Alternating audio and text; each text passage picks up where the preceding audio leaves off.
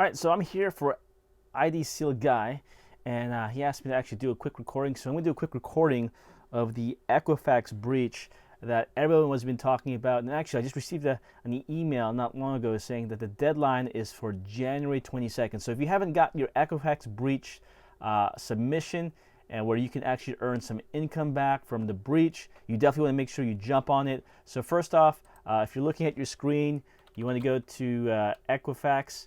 Actually, let's do a quick Google search so I can show you how to do it. So Equifax Breach, and you want to type in Equifax Breach Settlement. So when you do that, you're going to see where it says EquifaxBreachSettlement.com. So you want to click on that. And so this is actually a pretty big a deal because you want to go ahead and file a claim. File a claim means that you're going to verify that if you were impacted. So you want to go here first, find out if your information was impacted. They're going to ask us information, and I'll tell you from my experience, almost 9 out of 10 were, right? 9 out of 10 were, because you're talking about 148 million Americans had their data compromised.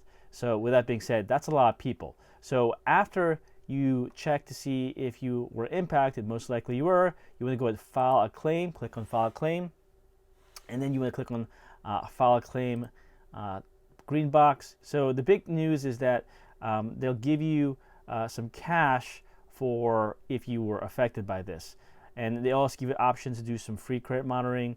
But in my opinion, if they got breached, I would rather them pay me to actually have something that's more effective. Also, they'll give you other payments for if you were actually affected. But you want to click on next on the screen, okay? And when you click on next, you want to put in your information. For example, you put obviously you put your first name in, but I'm just going to put in John Engelmeyer Smith, just an example.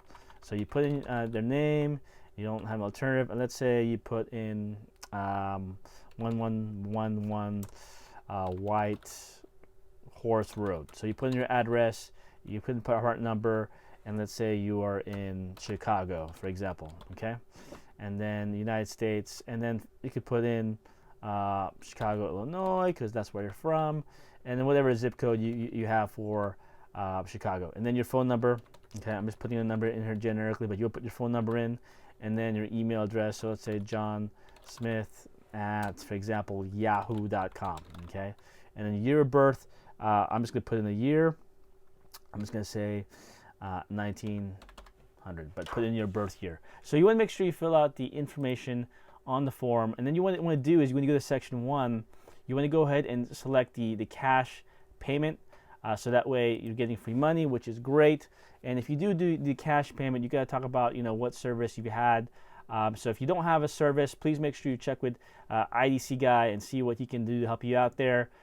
Just example, I'm going to put in idseal, okay, and then click on next, and then it's going to ask if you spent any time that you had to deal with this issue where your information was compromised. In this particular case, you can't, but there's a lot more information that you have to put in there. So go ahead and just click on skip to go by going next, okay. And on top of that, if you did have an issue where since 2017, when your data was out there, you lost money, you want to indicate that. Again, you're going to have some records. If you have that available, go ahead and put it there. But if you don't, just click on next.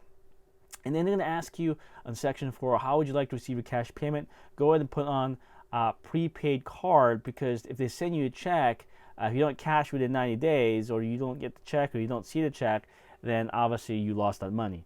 So you want to get a prepaid card because it doesn't expire. I like that. So obviously you want to verify your information.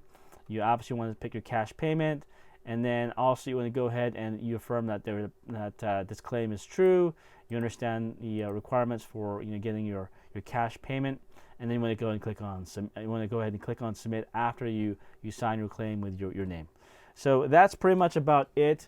You definitely make sure you get this done before January 22nd, so that way you can take advantage of getting paid for what this company did to actually compromise your information. And then talk to idsealguy about how he can help you make sure that if something does happen, you're fully protected, and making sure that you have a solution that this will never ever happen to you. All right, have a good day. Hope that helps. God bless.